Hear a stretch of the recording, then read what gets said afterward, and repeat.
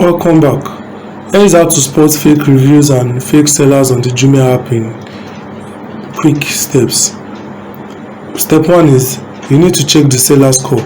Once you have opened the Jumia app, tap on the product, any product, and scroll down till you get to seller information.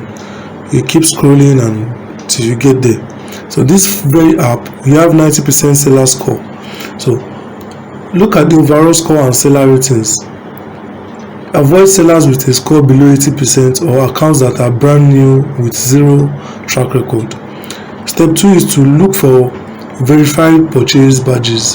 So once you see the verified sign icon, when you have scrolled down to the verified customer review section, only trust reviews that carry a verified purchase tag, which proves the buyer actually ordered and received the item.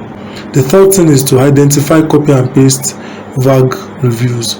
Without any repetitive or generic comment like very good, nice item, or great, posted repeatedly within short time frames.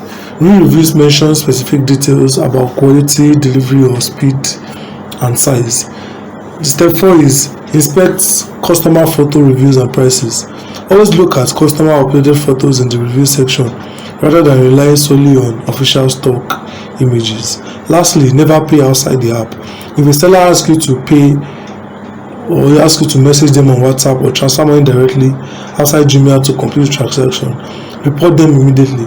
Genuine sellers on Jumia process all payments strictly through the Jumia app. Thank you for watching. Stay safe shopping and see you in the next video.